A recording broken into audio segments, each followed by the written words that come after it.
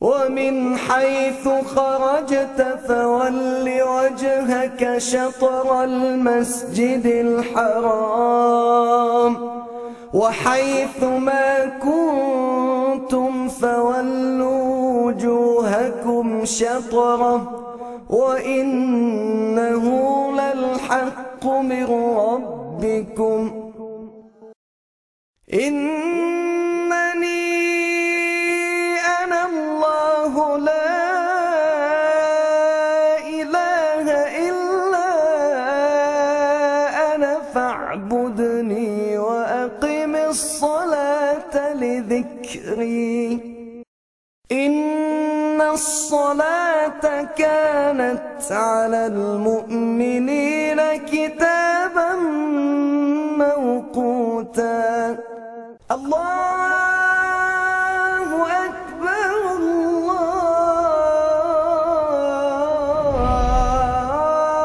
الله أكبر لا إله إلا الله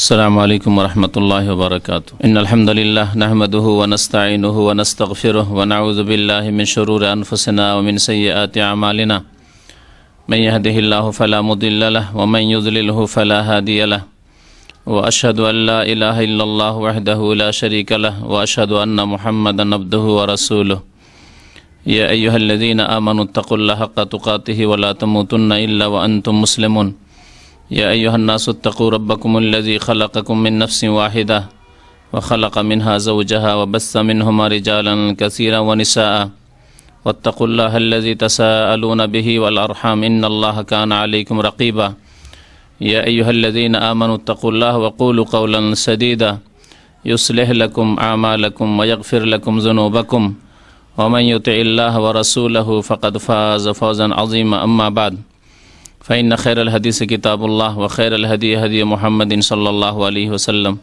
وشر الأمور محدثاتها وكل محدثة بدعة وكل بدعة ضلالة وكل ضلالة في النار أعوذ بالله من الشيطان الرجيم بسم الله الرحمن الرحيم حافظوا على الصلوات والصلاة الوسطى وقوموا لله قانتين মহান আল্লাহর সমস্ত প্রশংসা যে আল্লাহ পাক রব্বুল আলামিন আমাদের উপর 5 ওয়াক্ত নামাজ ফরজ করেছেন। দরুদ ও সালাম নাজিল হোক প্রিয় নবী মুহাম্মদুর রাসূলুল্লাহ সাল্লাল্লাহু আলাইহি ওয়াসাল্লামের প্রতি, যিনি নামাজের সঠিক পদ্ধতি সহি তরিকার শিক্ষা দান করেছেন।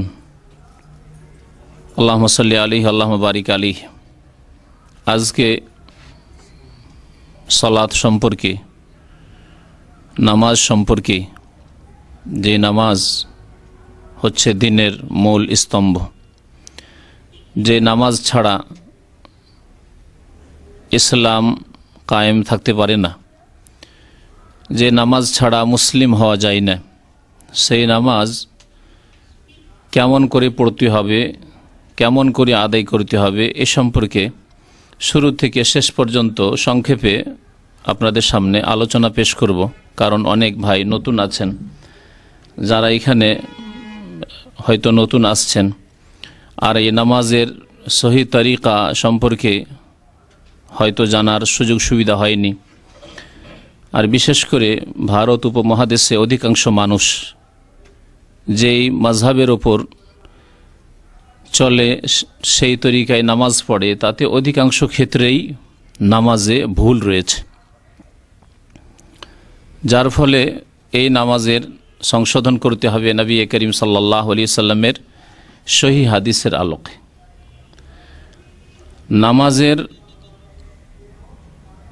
হেফাজতের কয়েকটি অর্থ রয়েছে, তার একটি অর্থ হচ্ছে নামাজ ওইভাবে আদায় করা যেইভাবে নবী করিম সাল্লাল্লাহু আলাইহি সাল্লাম আদায় করেছেন।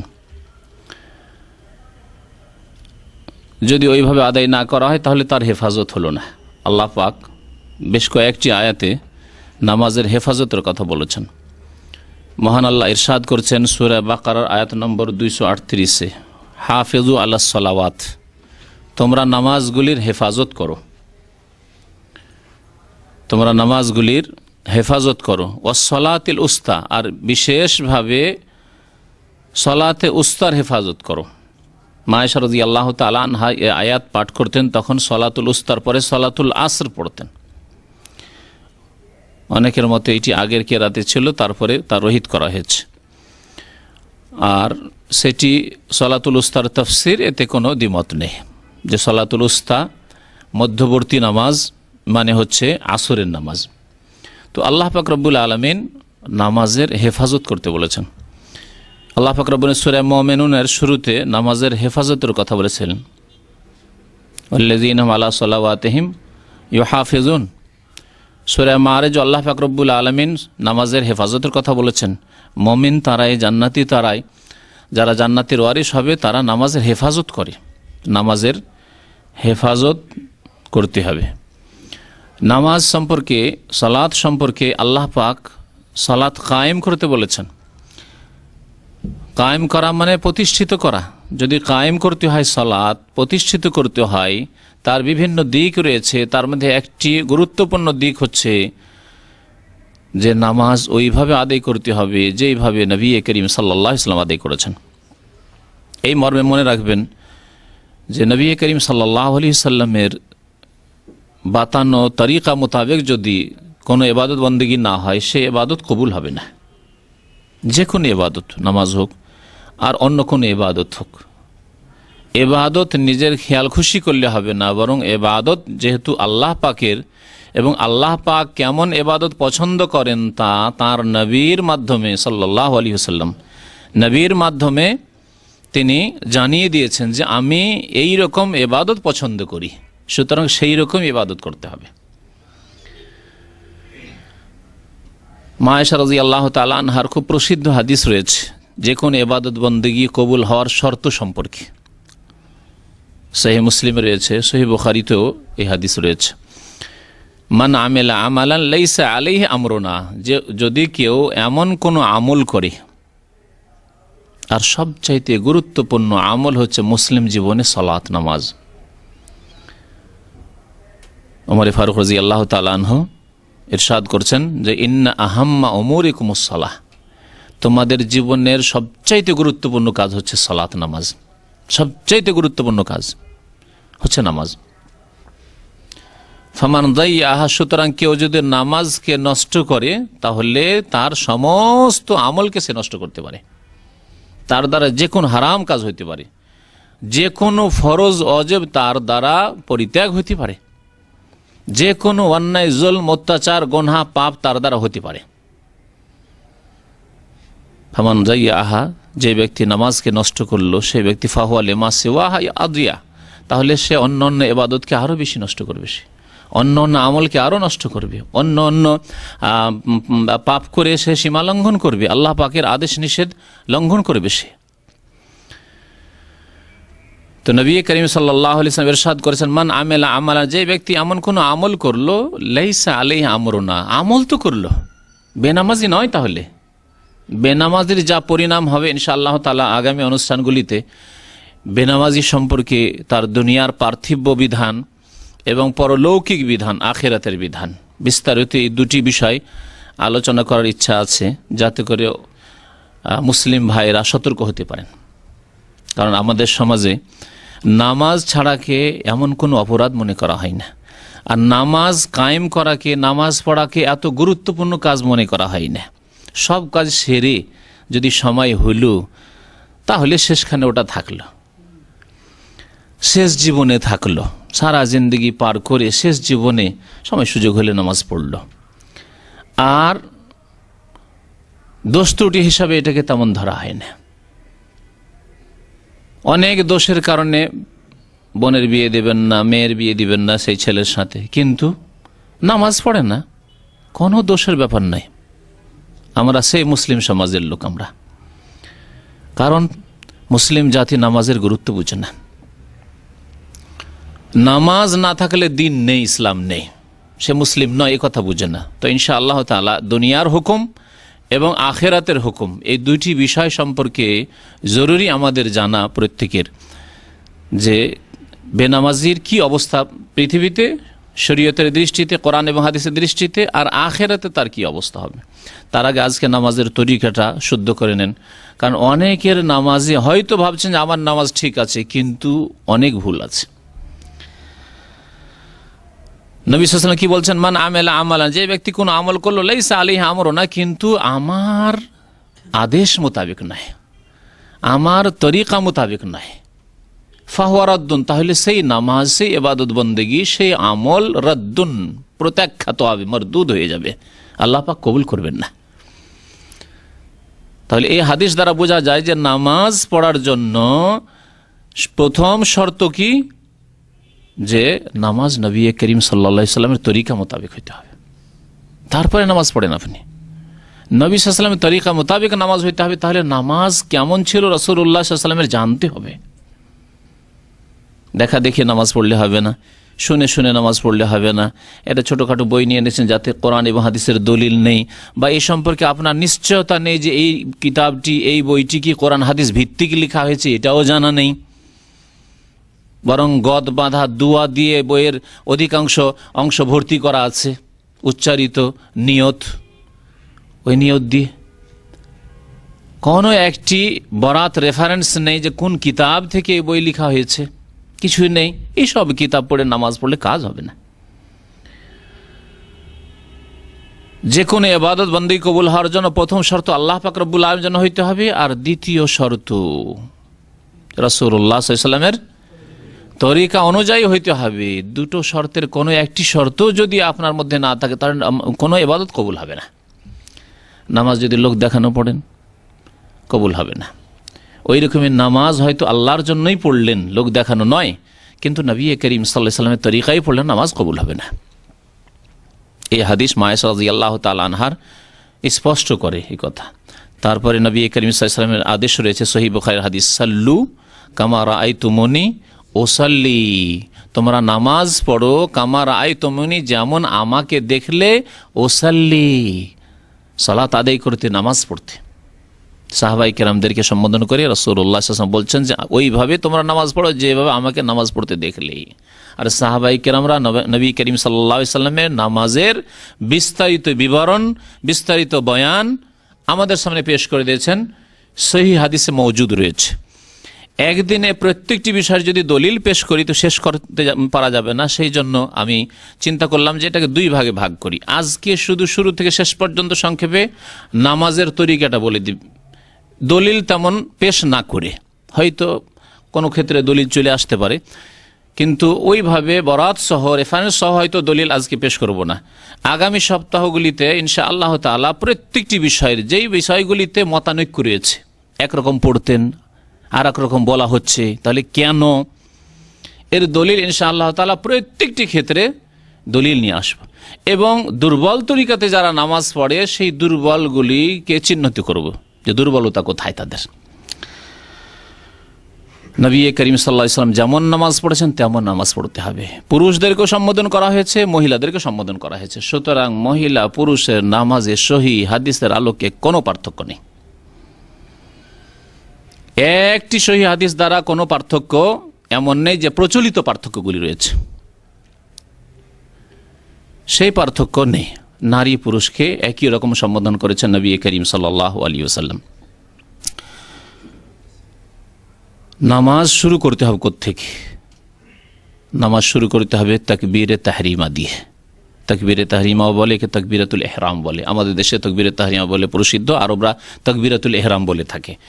নবী করিম সাল্লাল্লাহু আলাইহি ওয়াসাল্লাম ইরশাদ করেছেন, মিফতাহুস সালাতে তুহুর, মিফতাহুস সালাতে আত-তাহুর ওয়া তাহরিমুহাত তাকবীর। সালাতের চাবি হচ্ছে আত-তাহুর, পবিত্রতা অর্জন করা, গোসল ফরজ থাকলে গোসল করা, আর বেউজু থাকলে ওযু করা, তাহারা দুটোকে শামিল। এ হচ্ছে চাবি। যদি আপনার ওযু না থাকে নামাজ হবে না।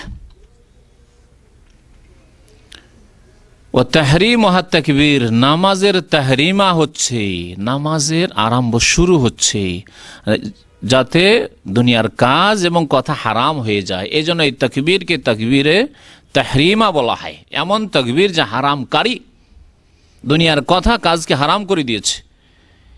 তো নামাজ শুরু হবে তাকবীরে তাহরিমা দিয়ে, আল্লাহু আকবার, এই দিয়ে নামাজ শুরু হবে। এই হাদিস স্পষ্ট করে। ওয়া তাহলিল ওয়া তাসলিম, আর নামাজ শেষ হবে সালামের সাথে।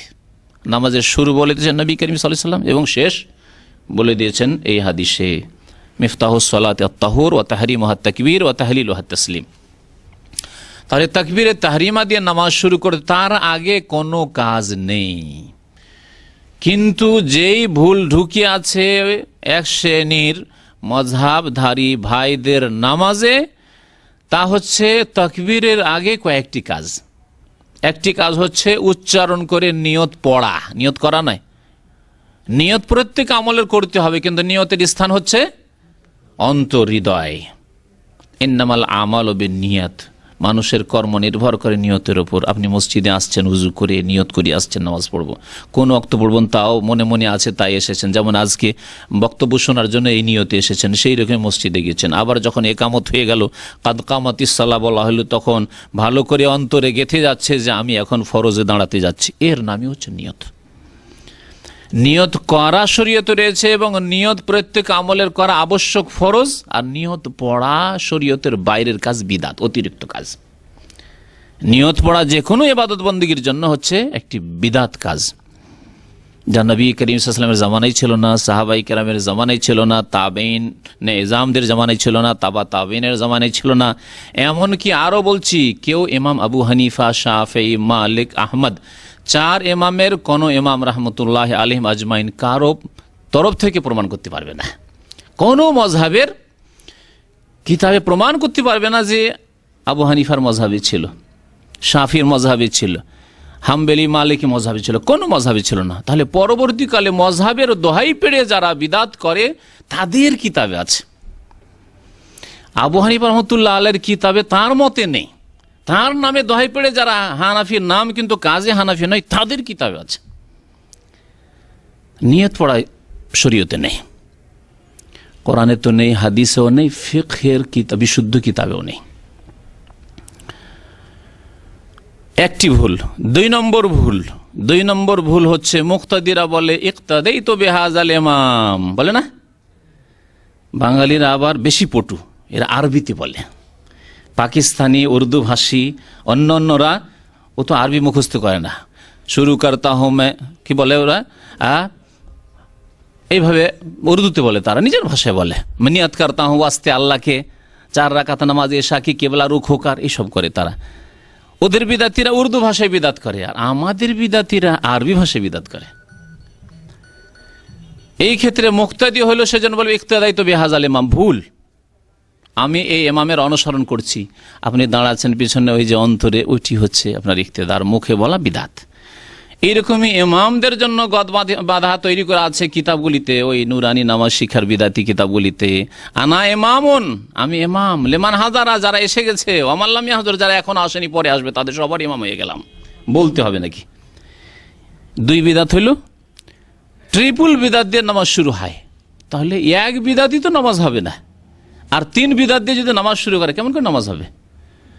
তৃতীয় বিদাত করে জায়নামাজের দোয়া পড়া, মুসাল্লার দোয়া, ইন্নী ওয়াজহাতু ওয়াজহিয়া লিল্লাযী ফাতারাস সামাওয়াতি পড়ে। দোয়াটি হাদিস আছে, কিন্তু ক্ষেত্র ভুল করে বিদাত বানিয়ে দিয়েছে, জায়গা ভুল করে বিদাত বানিয়ে দিয়েছে। দোয়া সহিহ হাদিসে রয়েছে, মুসলিম শরীফে রয়েছে। তো আগামী সপ্তাহে প্রত্যেকটি দলিল নিয়ে আসবো, যে দোয়া হাদিস আছে এবং কোনখানে পড়ার কথা আছে তাও নিয়ে আসবো। তারপরে তাকবীরে তাহরিমা দিলেন, তার সাথে রফুল ইয়াদাইন করবেন। রফুল ইয়াদাইন মানে 2 হাত উঠানো, 2 হাত উঠাবেন কানের লতি পর্যন্ত বা কাঁধ পর্যন্ত। কাঁধ পর্যন্ত ইবনে ওমর রাদিয়াল্লাহু তাআলা আনহু হাদিস রয়েছে, হাজওয়া মানকাবাইহি, কাঁধ পর্যন্ত যথেষ্ট। আর কেউ যদি কানের লতি আর একটু বেশি উঠায়, কিন্তু কাঁধ ধরা নয়, এভাবে নয়, এইভাবে নামাজ শুরু করবে। তারপরে পড়বে নামাজ শুরু করার দোয়া, যাকে হাদিসের ভাষায় বলা হয়েছে দুআউল ইস্তিফতাহ, আরম্ভ করার দোয়া, সালাত আরম্ভ করার দোয়া, যা আমাদের দেশের ভাষায় সানা নামে প্রসিদ্ধ। সানা নাম পড়ে গেছে, কারণ আমাদের দেশে যে এই দোয়াটি পড়ে সেখানে তাতে আল্লাহ পাকের সানা গুণগান রয়েছে বলে শুধু তারা ওই একটি দোয়া পড়ে ওর নামে সানা দিয়েছে। তা হচ্ছে আবু দাউদের হাদিস, বুখারী মুসলিমে নেই, অন্য হাদিসগুলিতে রয়েছে সুবহানাকা আল্লাহুম্মা রাব্বানা ওয়া বিহামদিকা আল্লাহুম্মা গফিরলি, এই দোয়াটি যেহেতু আল্লাহ পাকের তসবিহ গুণগান এতে সানা রয়েছে, প্রশংসা রয়েছে, সেজন্য এর নাম সানা দিচ্ছে। কিন্তু এই ক্ষেত্রে প্রায় 7টিরও বেশি দোয়া রয়েছে। নবী সাল্লাল্লাহু আলাইহি ওয়াসাল্লাম বিভিন্ন সময় বিভিন্ন দোয়াগুলি পড়তেন। এটি একটি দোয়া বুখারী শরীফে রয়েছে, আল্লাহ বাইদ বাইনি ওয়া বাইনা খাতায়া কামা বা'তা বাইনাল মাশরিকি। কখনো কখনো এটিও পড়বেন। নবী সাল্লাল্লাহু আলাইহি ওয়াসাল্লাম ফরজ নামাজ এগুলি পড়তেন। মযহাবধারী ভাইদের আলেমরা তারা বলে না না না না, এগুলি তাহাজ্জুদের দোয়া, অথচ হাদিসে রয়েছে, আগামী সপ্তাহে তারপরের সপ্তাহে বক্তব্য ইনশাআল্লাহ পেশ করবো হাদিস নিয়ে এসে, যে ফরজ নামাজে নবী সাল্লাল্লাহু আলাইহি ওয়াসাল্লাম আল্লাহ বাইদ বাইনি ওয়া বাইনা খাতায়া কামা বা'তা বাইনাল মাশরিক এই দোয়াটি আল আখিরি পড়তেন।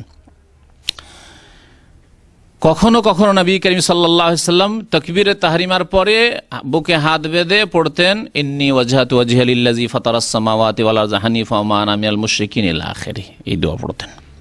তাহলে ইন্নী ওয়াজহাতু পড়বেন, কিন্তু তাকবীরের পরে সহিহ মুসলিমে স্পষ্ট রয়েছে, তিরমিজিতে স্পষ্ট রয়েছে যে বাদা তাকবীর, তাকবীরের পরে তাকবীর দিতেন, কাব্বারা সুম্মা কালা, তাকবীর পাঠ করতেন, তারপরে বলতেন ইন্নী ওয়াজহাতু ওয়াজহিয়া লিল্লাযী ফাতারাস সামাওয়াতি। তাহলে আগে যদি করে দেন তাহলে সুন্নতের খেলাফ হবে না, নবী সাল্লাল্লাহু আলাইহি ওয়াসাল্লামের তরিকার বিরোধিতা হবে না, বিদআত হবে না। তার 3 বিদআত আগে হয়ে যাচ্ছে তাকবীরে তাহরিমার আগে। এই জন্য নামাজ এভাবে পড়তে হবে, হাত বাঁধতে হবে, হ্যাঁ হাত বুকের উপরে বাঁধতে হবে। কারণ সহিহ হাদিস, সহিহ ইবনে খুজাইমার হাদিস রয়েছে যে নবী করিম সাল্লাল্লাহু আলাইহি ওয়াসাল্লাম হাত বাঁধতেন আলা সাদরিহি, সদর মানে হচ্ছে বক্ষ, চেস্ট, সিনার উপর হাত বাঁধতেন, বুকের উপর হাত বাঁধতেন।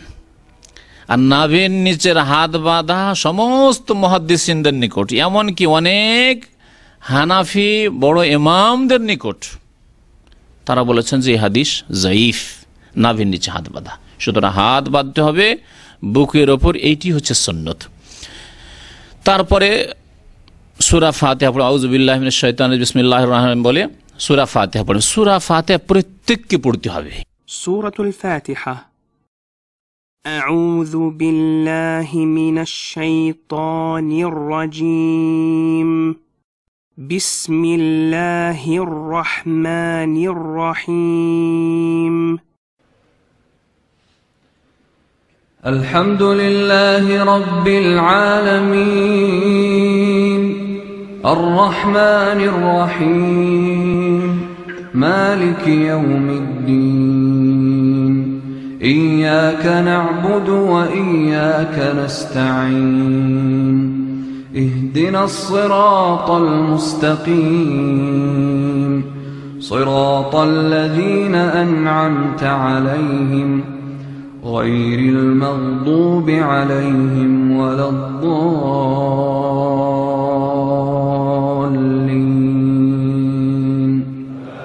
آمين।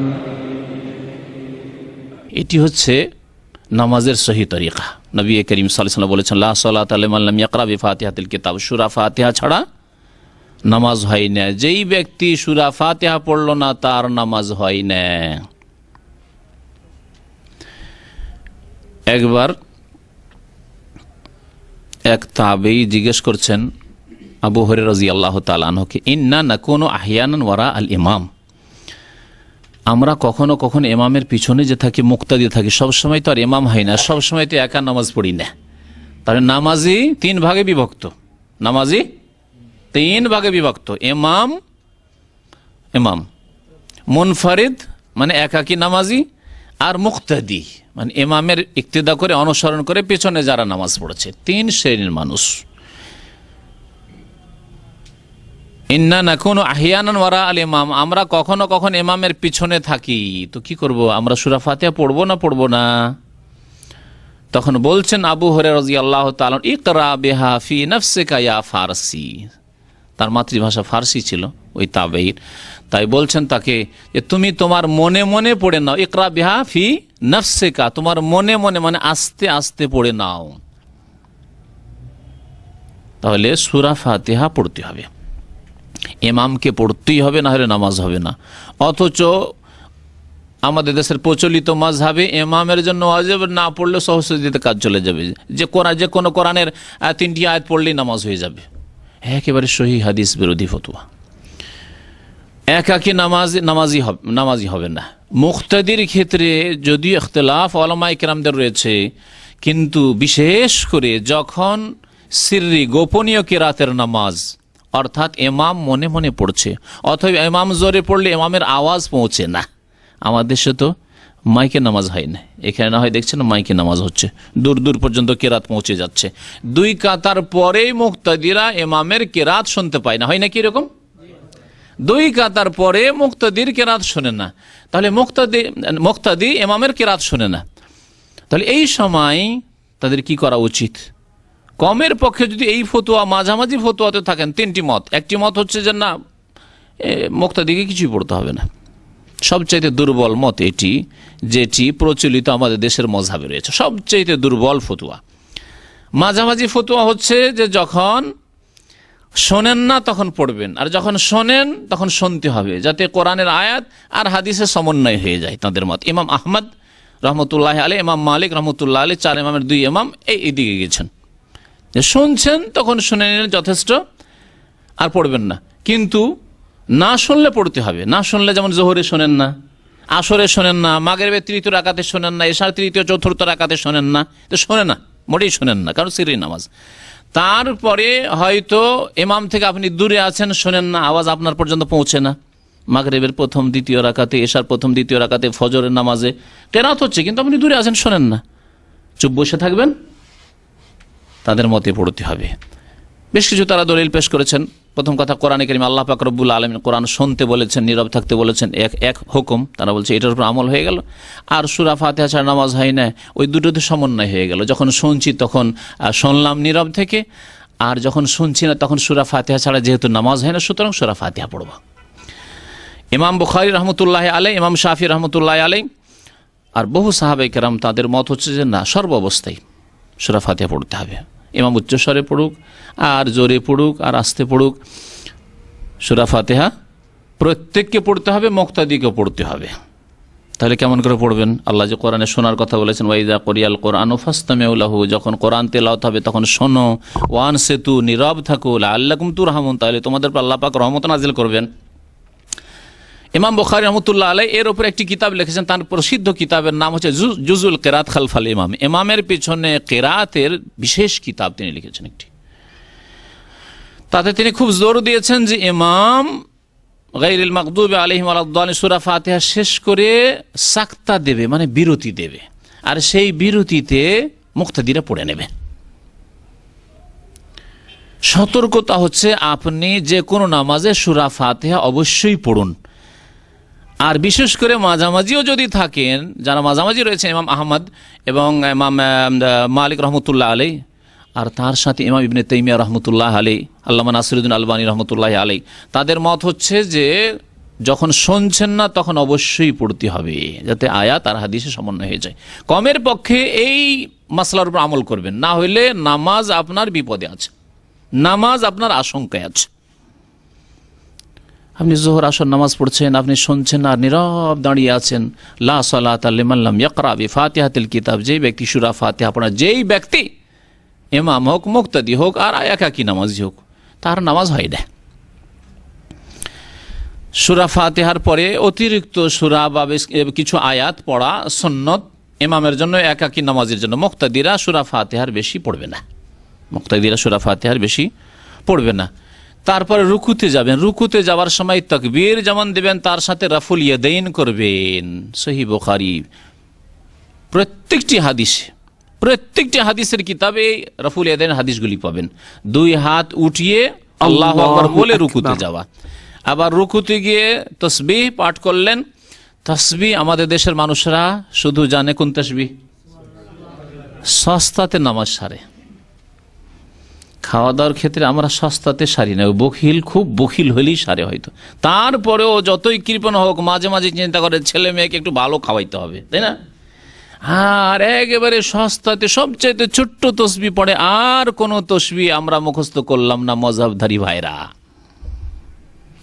অথচ নবী করিম সাল্লাল্লাহু আলাইহি ওয়াসাল্লাম যখন ফাসাব্বিহ বিসমি রাব্বিকাল আযীম নাজিল হলো কোরআনে কারীমের আয়াত, তখন বললেন ইজআলুহা ফি রুকুইকুম, তোমরা এর উপর আমল করো রুকুতে। সুতরাং বলো সুবহান রাব্বিয়াল আযীম, এই তো আমল হলো। যখন নাজিল হইল সাব্বিহ ইসমা রাব্বিকাল আলা, তখন ইজআলুহা ফি সুজুদিকুম, এর উপর আমল করো, এর বাস্তবায়ন করো তোমাদের সিজদায়। সুতরাং সুবহান রাব্বিয়াল আলা, আল্লাহ পাক বলছেন সূরা আলাতে সাব্বিহ ইসমা রাব্বিকাল আলা, আমল কি করলেন? সুবহান রাব্বিয়াল আলা। এই প্রথম আমল ছিল নবী করিম সাল্লাল্লাহু আলাইহি ওয়াসাল্লামের। তারপরে যখন সূরা ইজা জা নাসর নাযিল হইল, শেষ জামানায় নবী করিম সাল্লাল্লাহু আলাইহি ওয়াসাল্লামের মক্কা বিজয় হয়ে যাওয়ার পরে আল্লাহ পাক মওতের ইঙ্গিত দিচ্ছেন রাসূলুল্লাহ সাল্লাল্লাহু আলাইহি ওয়াসাল্লামের, যে তোমার সময় কাছে আসছে। ইজা জা নাসরুল্লাহি ওয়াল ফাতহ ওয়া রাআইতান নাস ইয়াদখুলুনা ফি দীনিল্লাহি আফওয়াজা ফাসাব্বিহ বিহামদি রাব্বিকা ওয়াস্তাগফিরহু। তিনটি হুকুম, তাসবিহ করো, বিহামদি রাব্বিকা তোমার রবের প্রশংসা বিজড়িত, ওয়াস্তাগফিরহু এবং তার কাছে মার্জনা কামনা করো। আল্লাহ পাক এই তিনটি আদেশ যখন দিলেন নবী করিম সাল্লাল্লাহু আলাইহি ওয়াসাল্লাম তখন এর বাস্তবায়ন করলেন রুকুতে সিজদাতে। মা আয়েশা রাদিয়াল্লাহু তাআলা আনহা বর্ণনা করছেন, কানা রাসূলুল্লাহ সাল্লাল্লাহু আলাইহি ওয়াসাল্লাম ইয়াকুলু ফি রুকুই ওয়া সুজুদি, রাসূলুল্লাহ সাল্লাল্লাহু আলাইহি ওয়াসাল্লাম রুকুতে সিজদাতে বলতেন সুবহানাকা আল্লাহুম্মা রাব্বানা ওয়া বিহামদিকা আল্লাহুম্মা গফিরলি, রুকুতেও বলতেন আর সিজদায়ও বলতেন। মাঝে মাঝে তো আমল করবেন, মাঝে মাঝে তো আমল করবেন। আপনি ইমামের পিছনে যদি সুযোগ সুবিধা না পান, তাহলে আপনি একা নামাজগুলিতে তো আমল করবেন। কত নামাজ আপনার একা নামাজ রয়েছে, সুন্নত রয়েছে, বিতর রয়েছে, হ্যাঁ। বা ইমাম দেখছেন মাশাআল্লাহ ধীর স্থিরে আমি 9 বার 10 বার তাসবিহ হয়ে যায়, সুবহান রাব্বিয়াল আযীম, সুবহান রাব্বিয়াল আযীম, সুবহান রাব্বিয়াল আলা হয়ে যাচ্ছে, রুকু সিজদা খুব লম্বা করছে, তার মধ্যে সুবহান রাব্বিয়াল আযীম 3 বার বলে নিলেন, সুবহান রাব্বিয়াল আলা 3 বার বলে নিলেন রুকু সিজদাতে, তারপরে বলেন সুবহানাকা আল্লাহুম্মা রাব্বানা ওয়া বিহামদিকা আল্লাহুম্মা গফিরলি। কেন আমল করছেন না? মাযহাবধারী ভাইদের আলেমদেরকে জিজ্ঞাসা করলে দেখবেন তাদের আমল নেই। এটা অনুমান ভিত্তিক বলছি না, অনেক পরিচিত আলেমদেরকে জিজ্ঞাসা করেছি, তাদের এগুলোর উপর আমল নেই। অথচ এই যে সুবহানাকা আল্লাহুম্মা রাব্বানা ওয়া বিহামদিকা আল্লাহুম্মা গফিরলি, এটি সহিহ বুখারী শরীফের হাদিস। এই প্রচলিত আমাদের দেশের নামাজকে যদি সহিহ বুখারীকে সাথে রাখেন আর মেলান, আপনি কিতাব বের করেন, বাংলা অনুবাদ হয়েছে, আর বুখারী শরীফের ওই নামাজের অধ্যায় বের করেন, সালাতের অধ্যায় বের করেন, আর আপনার নামাজ প্রচলিত নামাজ মযহাবের নামাজকে আপনি এই সহিহ বুখারী হাদিসের সাথে মেলান, অধিকাংশ ক্ষেত্রে সহিহ হাদিস বিরোধী নামাজ পাবেন আপনি।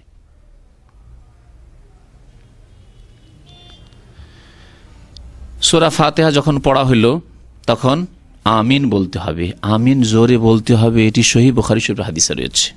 এছাড়াও আরও অন্যান্য হাদিসে রয়েছে। সহিহ বুখারী শরীফে রয়েছে যে আব্দুল্লাহ বিন জুবাইর রাদিয়াল্লাহু তাআলা আনহু, প্রখ্যাত সাহাবী এবং মক্কাতুল মুকাররমার খলিফা, তিনি এত জোরে মসজিদ নববীতে আমিন বলছেন যে আম্মানা ইবনু জুবাইর এবং তার পিছনে যারা ছিল সবাই জোরে আমিন বললেন, হাত্তা আন্না লিল মসজিদে লা লাজ্জাতান, মসজিদ বেজে উঠল, মসজিদ আওয়াজে বেজে উঠলো, কাঁচা মসজিদে বেজে উঠে। তাহলে কত জোরে আমিন তারা বলেছেন উচ্চ স্বরে। আর আমিন আজকাল মযহাবধারী ভাইদের ইন্ডিয়া, বাংলাদেশ, পাকিস্তান, তাদের মসজিদে জোরে বলা চরম অপরাধ। সমস্ত নজরগুলি এমন পড়বে আপনার উপরে যে বদ নজর লাগিয়ে ফেলবে, বদ নজর লাগিয়ে দিবে উপরে। চোখ দিয়ে মারা যদি সম্ভব হইতো তো মেরেই দিত, এই অবস্থা। সহিহ বুখারী শরীফের হাদিস। আরো হাদিস আছে মাদ্দা বিহা সাওতাহু, নবী করিম সাল্লাল্লাহু আলাইহি সাল্লাম উচ্চ স্বরে মাদ্দা টান দিয়ে আমিন টান দিতেন। মাদ্দা মানে টান দেওয়া, জাহারা মানে উচ্চ স্বরে করা, এইসব শব্দগুলি সহিহ হাদিসে এসেছে। তো ওইভাবে নামাজ পড়তে হবে সুন্নতি তরিকা নামাজের। রুকু থেকে যখন উঠলেন তখন আবার রফুল দেন সামি আল্লাহু লিমান হামিদা, ইমাম বলবেন মুক্তাদিরা বলবেন রব্বানা ওয়ালাকাল হামদ, তার সাথে যদি বাড়িয়ে দেন হামদান কাসীরান তাইয়িবান মুবারাকান ফি, তো ভালো কথা।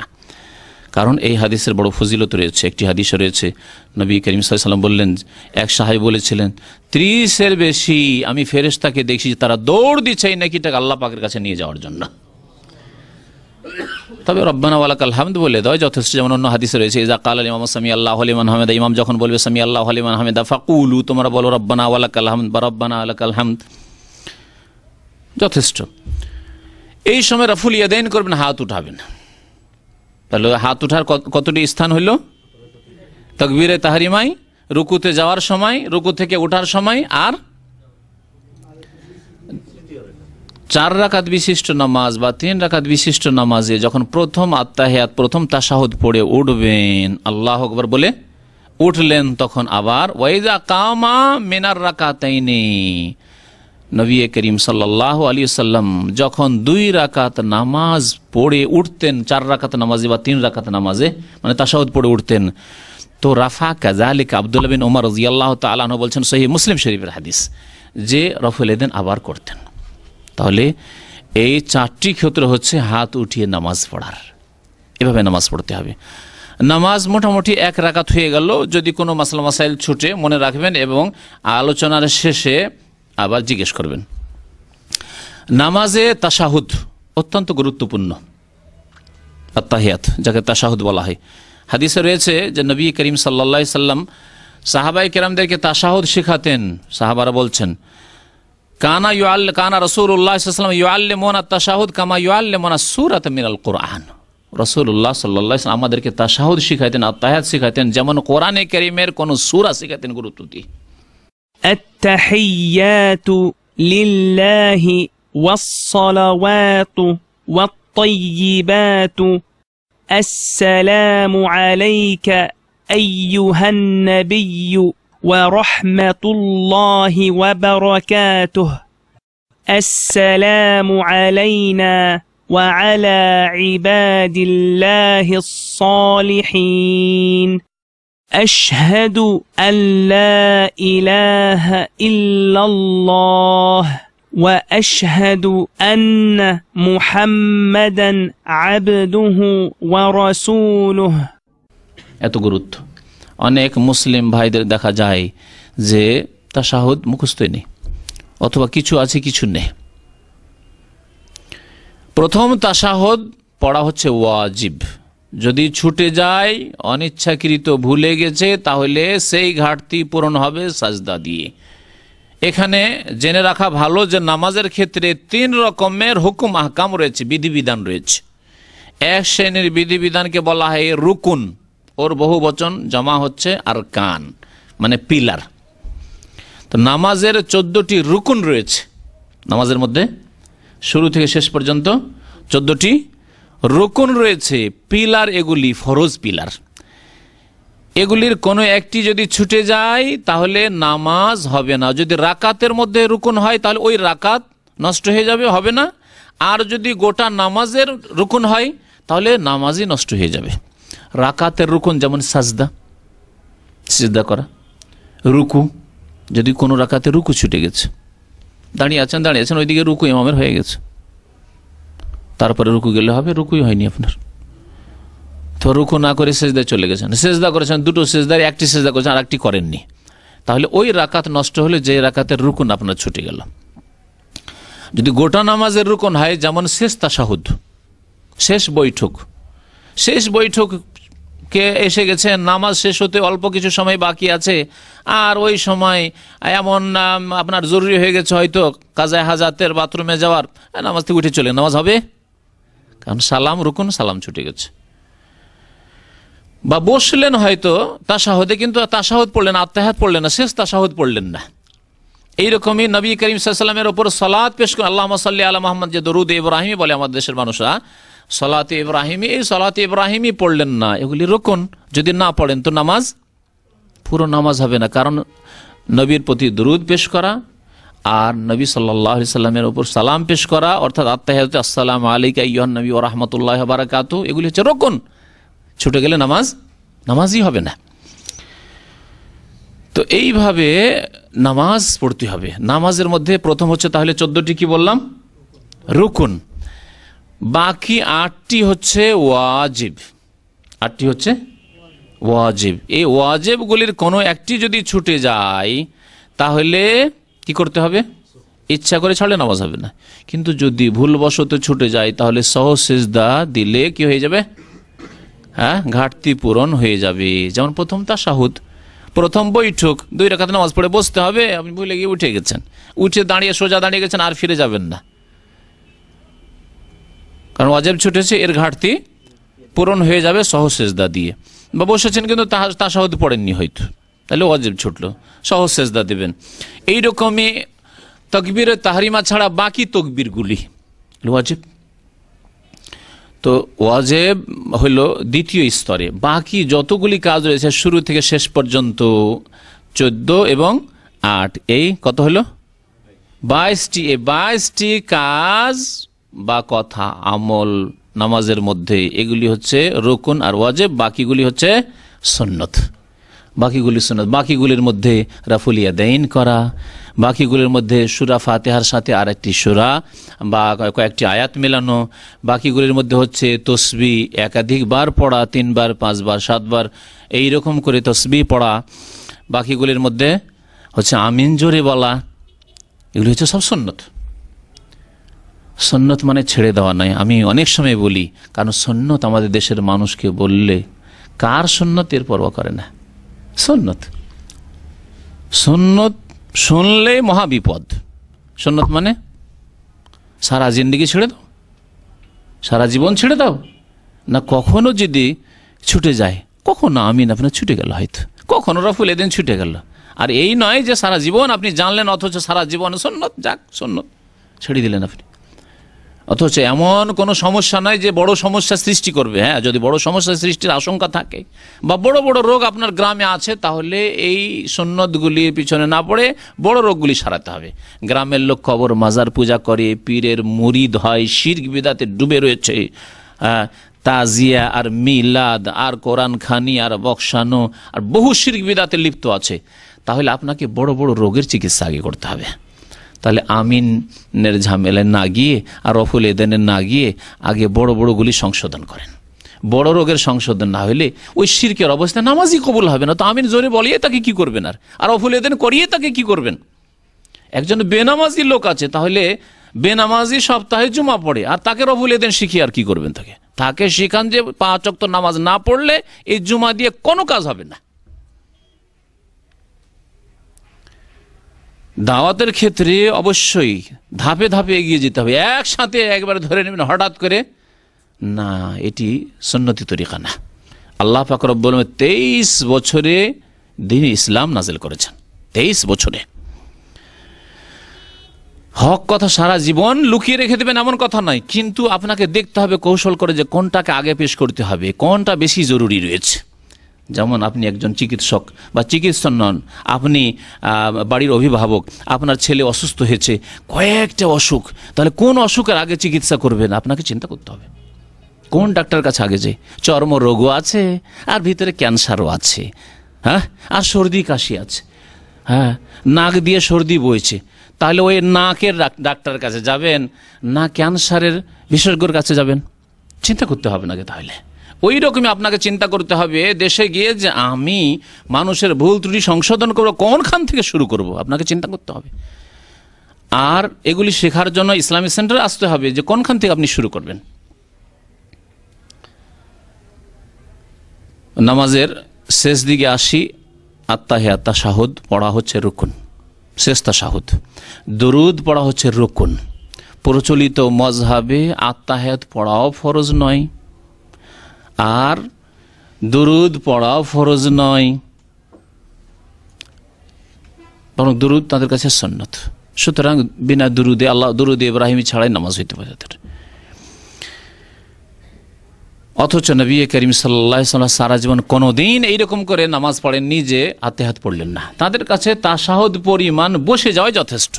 ভুল ফতোয়া, সহিহ হাদিস বিরোধী ফতোয়া রয়েছে নামাজের ক্ষেত্রে। যাই হোক, এগুলির ওপর হয়তো আমল নেই। আরেকটি বিষয় আরও এগিয়ে যায়, যার ওপর মোটেই আমল নেই অথচ সহিহ হাদিস, তা হচ্ছে আত্তাহিয়াত পড়লেন, তারপরে দরুদ ইব্রাহিমি পড়লেন, ইন্নাকা হামিদুম মাজিদ পড়লেন, তারপরে আমাদের দেশের মযহাবধারী ভাইরা মাত্র একটি দোয়া মুখস্থ রাখেন, তাই না? দোয়ায়ে মাসুরা মানে তারা মনে করেন অজ্ঞতার কারণে, এবং অজ্ঞতা কেন এরকম, চিরকাল কেন অজ্ঞতা, এই জন্য যে যারা শিক্ষা দিয়েছে তাদের অজ্ঞতা বা তাদের অনীহা, হয় অজ্ঞতা আর না হলে তাদের অনীহা। কেন শিখান না তারা? একটি দোয়া মাত্র শিখিয়ে দিয়েছে। আমি হাত উঠিয়ে অনেক জায়গায় জিজ্ঞাসা করে দেখেছি, 100 জনের মধ্যে 5টি হাত উঠেনি। ওই যে 4-5টি শিখেছে তাও এখানে সৌদি আরবে এসে ইসলামী সেন্টারে শিখেছে। বাকি যে দোয়াগুলি রয়েছে, একটি দোয়া মাত্র মুখস্থ আছে, তা হচ্ছে আল্লাহুম্মা ইন্নী যালামতু নাফসি যুলমান কাসীরা ওয়া লা ইয়াগফিরুয যুনুবা ইল্লা আনতা ফাগফিরলি মাগফিরাতাম মিন ইনদিকা ওয়ারহামনি ইন্নাকা আনতাল গাফুরুর রহিম। এই দোয়া মুখস্থ আছে, তাই না?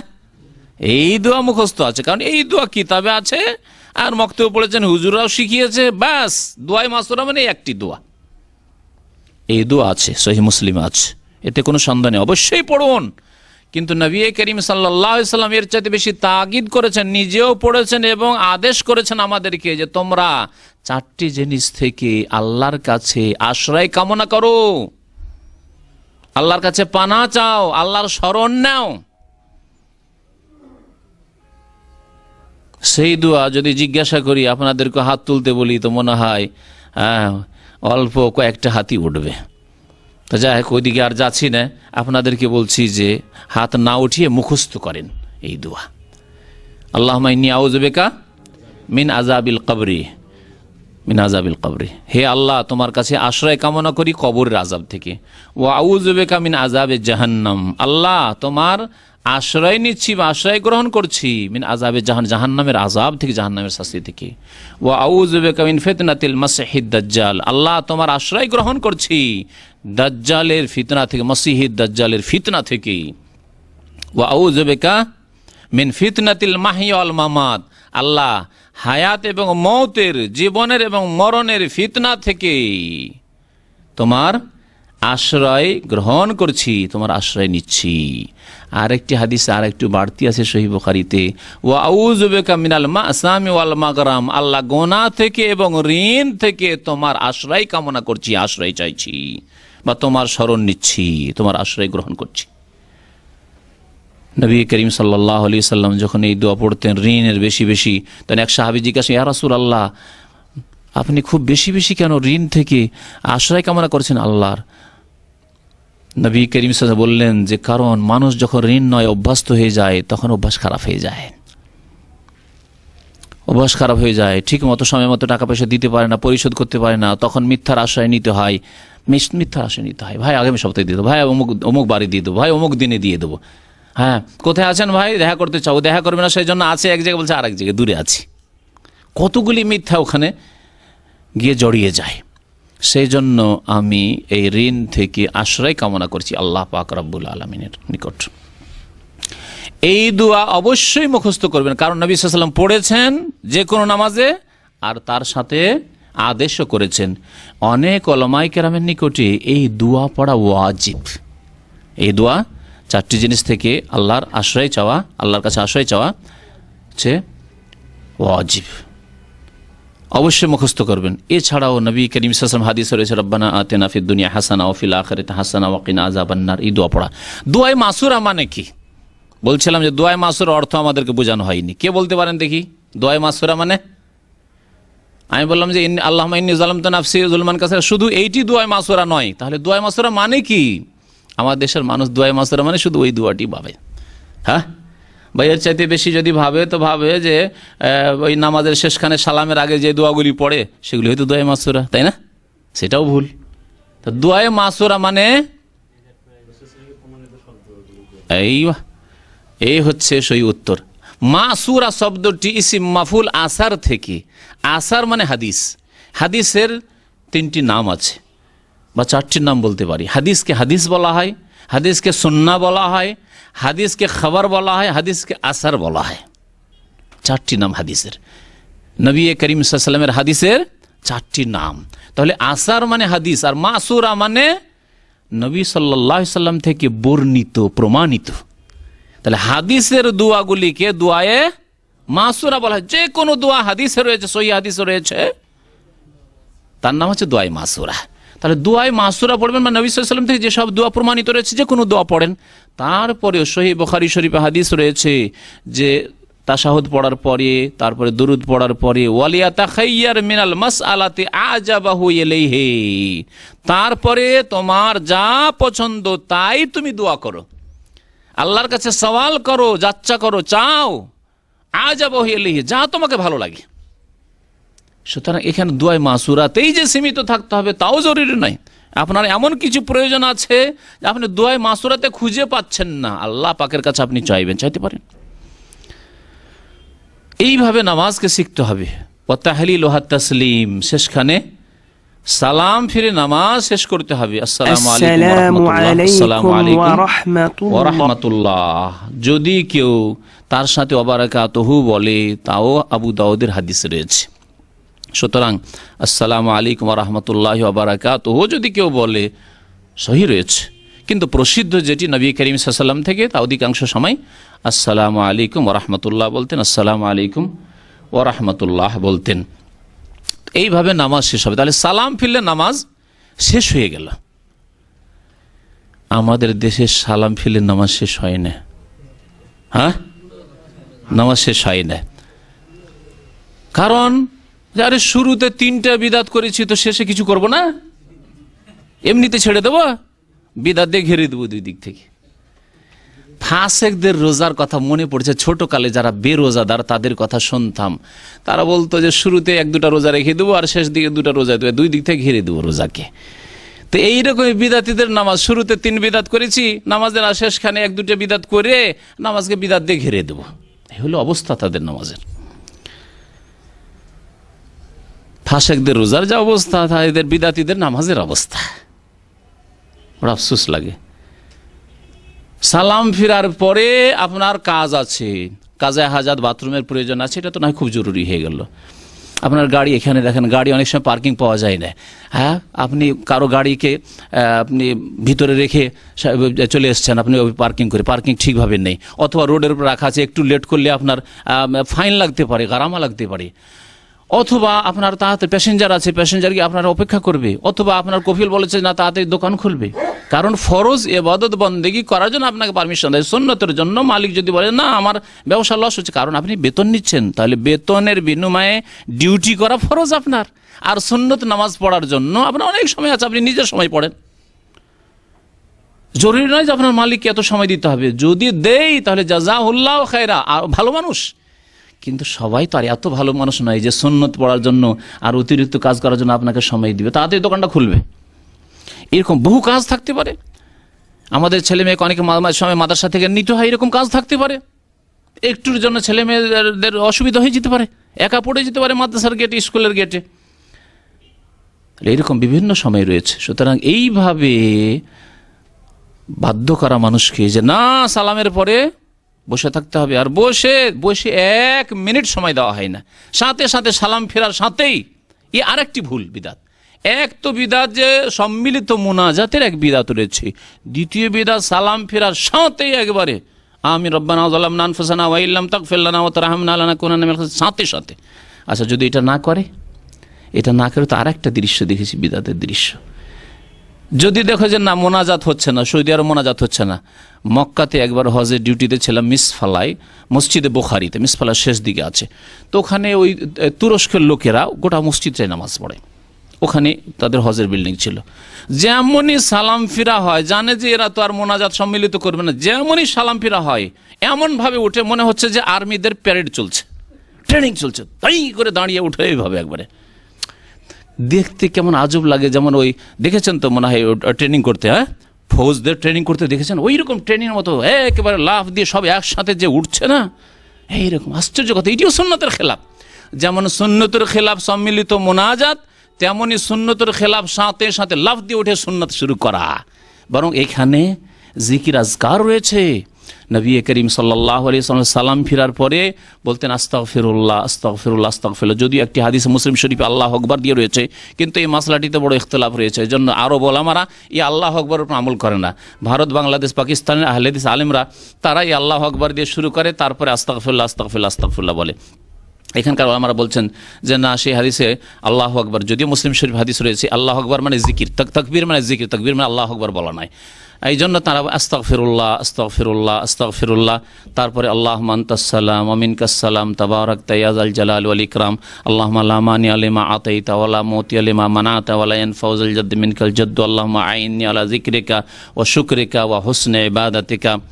তারপরে কালিমা তাওহীদ লা ইলাহা ইল্লাল্লাহু ওয়াহদাহু লা শারীকা লাহু লাহুল মুলকু ওয়া লাহুল হামদু ওয়া হুয়া আলা কুল্লি শাইইন কাদির, আয়াতুল কুরসি, তারপরে তসবিহ সুবহানাল্লাহ 33 বার, আলহামদুলিল্লাহ 33 বার, আল্লাহু আকবার 33 বার, 99 হইল। আর তামামুল মিয়া হাদিস রয়েছে 100 পুরা করেন লা ইলাহা ইল্লাল্লাহু ওয়াহদাহু লা শারীকা লাহু লাহুল মুলকু ওয়া লাহুল হামদু ওয়া হুয়া আলা কুল্লি শাইইন কাদির দিয়ে এতগুলি জিকির আজকার, এত নেকির কাজ, এত ফজিলতের কাজ বাদ দিয়ে এই শেষখানেও বলতে পারি যে দুটি বিদাত, এক হচ্ছে সম্মিলিত মোনাজাত, আর যদি ওই বিদাতের সুযোগ না পায় তাহলে সাথে সাথে উঠে গিয়ে সুন্নত শুরু করা।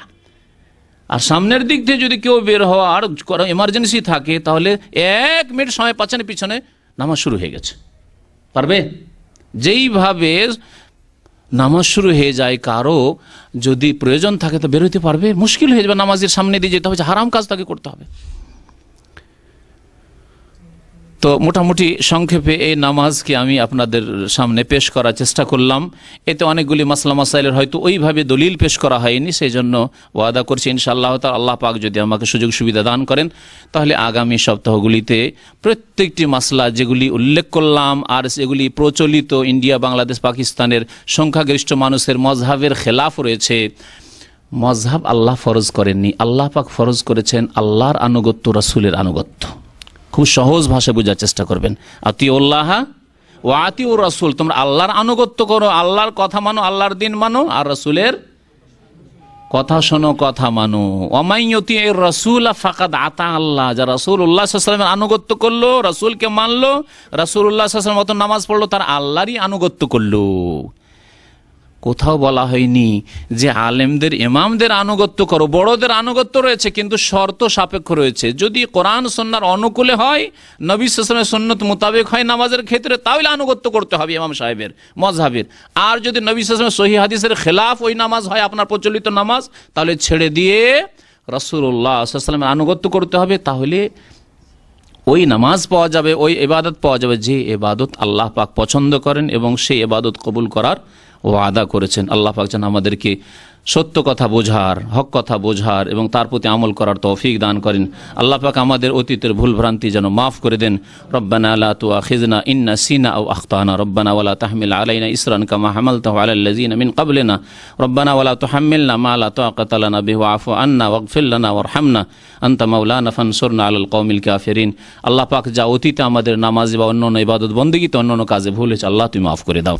না জেনে যা করেছেন আল্লাহ পাক মাফ করে দেবেন। কিন্তু সহিহ নামাজ শিক্ষা বলে দেওয়া হইল, তারপরে আমলও করলেন না আর যাচাই করলেন না, দুটোর একটা করতে হবে আপনাকে।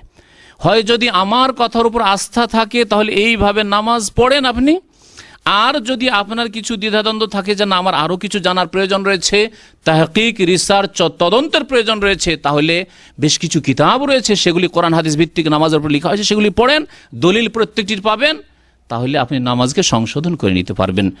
নামাজের উপর অনেকগুলি বই লেখা হয়েছে, তার মধ্যে 1-2টি বইয়ের নাম বলি আপনাকে।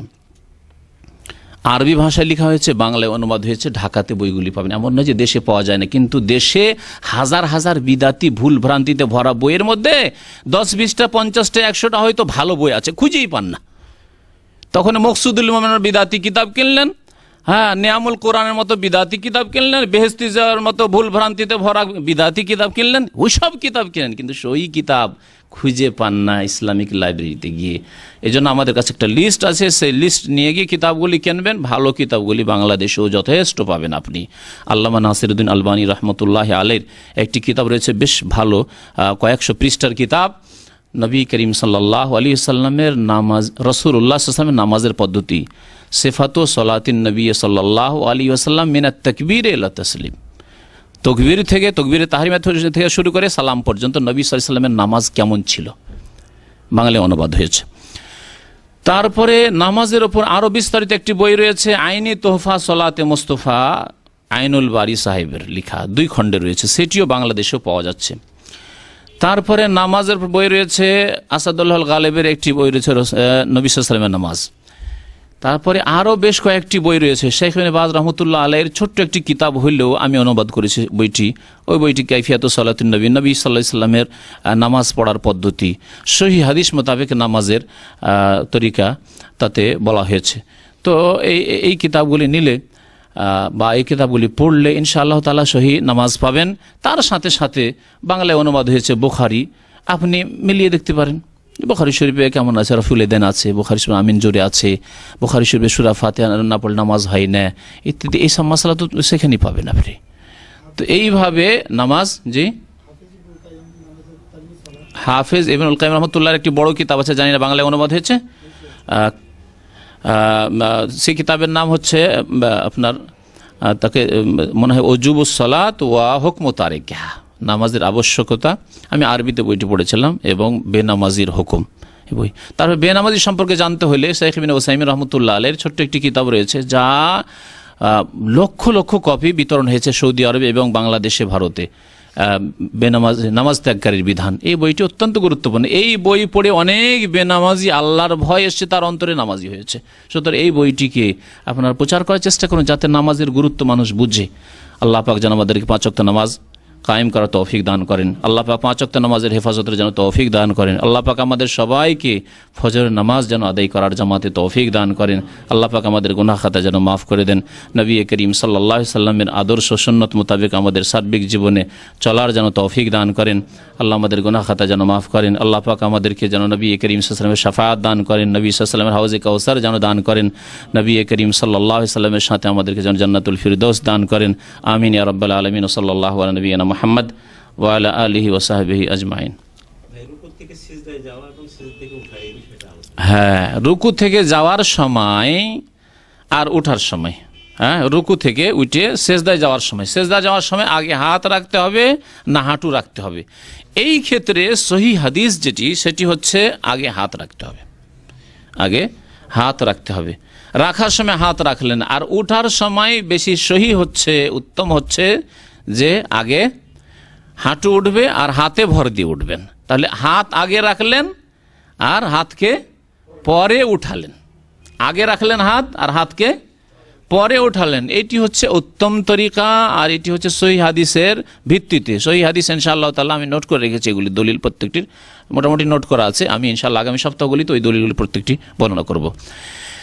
আরেকটি মত হচ্ছে যে আগে হাঁটু রাখা, যে প্রচলিত নামাজে আগে হাঁটু রাখা, আর ওঠার সময় আগে হাত উঠিয়ে নেওয়া। তাহলে হাঁটু রাখলো আগে আর হাঁটুকে পরে উঠালো, হাঁটুতে ভর দিয়ে আগে হাত উঠিয়ে নিয়ে এইভাবে ওঠা। এর দলিল অধিকাংশ আইম্মায়ে কেরাম জয়ীফ বলেছেন। আর যদি শেখ ইবনে বাজ যেমন বলেছেন যে যদি কেউ এমন হয় যে আমল করে তো করতে পারে, কিছু আলেমরা এটিকে হাসান পর্যন্ত বলেছেন। তবে আল্লামা নাসিরুদ্দিন আলবানীর কিতাব আমি দেখলাম, আজকেও দেখলাম যে তিনি বলেছেন যে আগে হাঁটু রাখার হাদিস হচ্ছে জয়ীফ।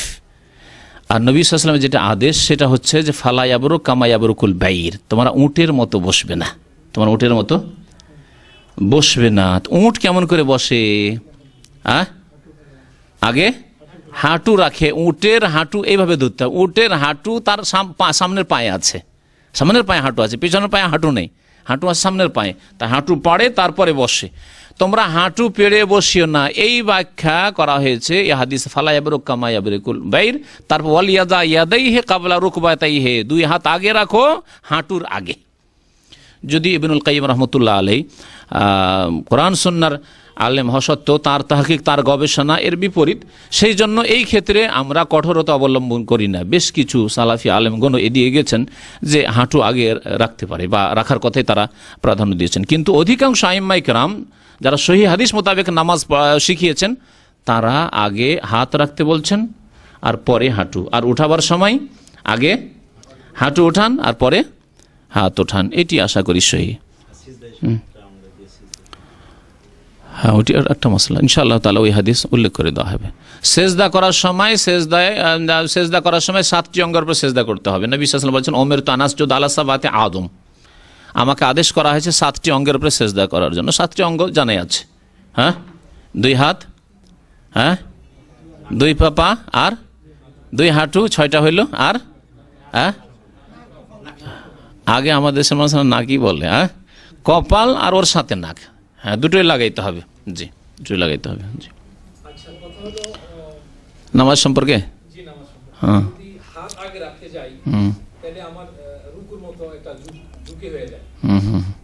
অভ্যাস নাই, সেজন্য অভ্যাস করেন।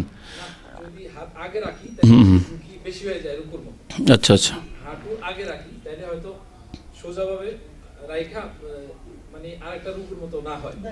না অসুবিধা নেই, হ্যাঁ কোনো অসুবিধা নেই, তাতে কোনো অসুবিধা নেই। আপনি ওইভাবে নামবেন।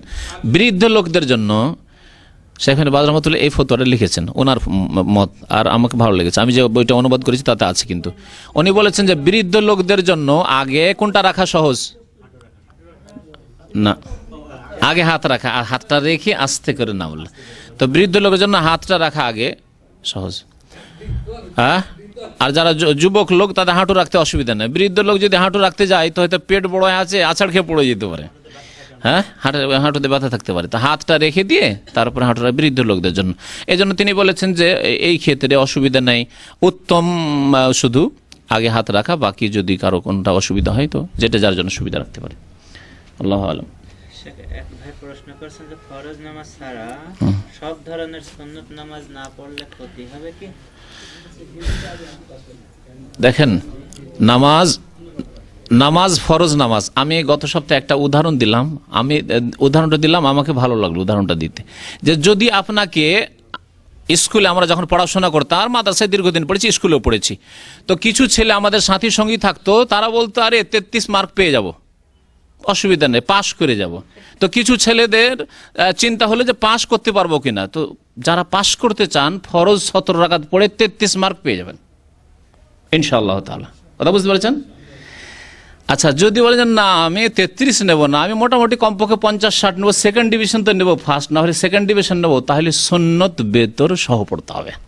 সুন্নত বেতর সহ পড়তে হবে। বিশেষ করে বেতরের আরও গুরুত্ব রয়েছে, আর ফজর সুন্নতের গুরুত্ব রয়েছে। সুতরাং সুন্নত 12 রাকাত আর বেতর 1 রাকাত 13, হ্যাঁ 13 আর 17 কত হলো? 30 রাকাত। 30 রাকাত নামাজ দৈনিক যে ব্যক্তি পড়বে, আশা করি সেকেন্ড ডিভিশন নামাজে পেয়ে যাবে, আশা করি সেকেন্ড ডিভিশন নামাজে পেয়ে যাবে। কেউ যদি না সেকেন্ড ডিভিশন না, আমরা মদিনা ইউনিভার্সিটিতে পড়তাম, কত ছেলে ভাই দোয়া করেন যাতে পাশ করতে পারি, কারণ পাশ না করলে তখন টিকিট দিত না, দেশে যেতে পারতো না। কত ছেলে যে কান্না করতো আল্লাহ পাক জানে। বন্ধু বান্ধব অনেকে পরিচিত এরকম আছে, বিবাহ করে এসছে আর বছরে একটা টিকিট তাও দেবে না, 2-2,500 রিয়াল ব্যাপার। ছাত্র কোথা থেকে, তার স্টাইপেন্ড অল্প 500 টাকা তখন দিত, 520 টাকা, তা দিয়ে কি করে টিকিট কিনে যাবে, যেতে পারতো না বাড়ি, কান্নার শেষ থাকতো না। সুবহানাল্লাহ। তাহলে কারো তো পাশ করার চিন্তা, কারো সেকেন্ড ডিভিশন পাওয়ার চিন্তা।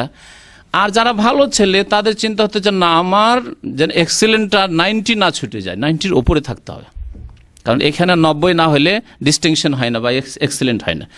তো 90 হলে একটা ফায়দা কি ছিল, প্রত্যেক বছর একটা গিফট ছিল ইউনিভার্সিটির পক্ষ থেকে, ভালো একটা মোটামুটি অ্যামাউন্ট, খারাপ না, ছাত্রদের জন্য যথেষ্ট ভালো একটা অ্যামাউন্ট।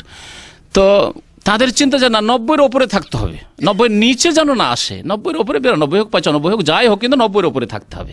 তাহলে আপনি কেমন হতে চান নামাজি, এটা আপনাকে জিজ্ঞাসা। যদি আপনি মনে করেন না আমি ডিস্টিংশন, আমি চমৎকার হতে চাই, আমার রেজাল্ট ফার্স্ট ডিভিশন হতে চাই বা লেটার মার্ক পেতে চাই, তাহলে আপনাকে ফরজ 17 রাকাত, সুন্নাত বেতর 13 রাকাত, আর তার সাথে তাহাজ্জুদ পড়তে বলবো আরো 8 রাকাত, 8-3-11 রাকাত বেতর, হ্যাঁ বেতর সহ। আর তার সাথে সাথে আরো যদি ভালো করতে চান যে না 90 শুধু থাকবো না, আমি 95-এর ওপরের দিকে যাব, হ্যাঁ নামাজের ক্ষেত্রে, তাহলে ইশরাক পড়েন, সালাতুদ দোহা পড়েন, আরও মাঝে মাঝে আপনি নফল নামাজ পড়েন, এইভাবে নামাজ পড়েন। এই হচ্ছে নামাজের ভাগ। আর এইভাবে বুঝতে হবে বাংলাদেশে, ইন্ডিয়াতে নামাজি, পাকিস্তানে নামাজি কেমন, যারা নামাজি তারা সবগুলিকে সমান মনে করে, ফরজ যেমন তেমনও বসে যে নফলটা পড়ে ওটাও তাদের কাছে ওই রকম, একই রকম। আর যারা পড়ে না এত বোঝা উঠাইতে পারবো না, এর সাথেই 17 রাকাত পড়তে পারবো না, সুতরাং ফরজও পড়ে না, সুন্নত তো পড়েই না, বেতর তো পড়েই না, ও তো তাহাজ্জুদ ওসব তো নেই, ফরজই পড়ে না, বেনামাজি নামে মুসলিম। বুঝতে পেরেছেন? যদি আমাদের আলেমরা এইভাবে ভাগ করে দিত, পাস করতে চান ফরজটা কমপক্ষে আদায় করেন। অনেক পাস করা লোক আছে, সালাম ফিরে টান দিল, পাস কর 33 মার্ক। বুঝতে পেরেছেন? 50-60 পেতে চান তাহলে সুন্নতের বেতর পড়েন, আর বেশি পেতে চান 80-90 পেতে চান, লেটার মার্ক চান, তাহলে তাহাজ্জুদ ধরার চেষ্টা করেন, ইশরাক, দোহা এগুলি নামাজ পড়ার চেষ্টা করেন। আশা করি যথেষ্ট বোঝার জন্য এতটুকু। সাল্লাল্লাহু আলা নবিয়িনা মুহাম্মদ ওয়া আলা আলিহি ওয়া সাহবিহি আজমাইন।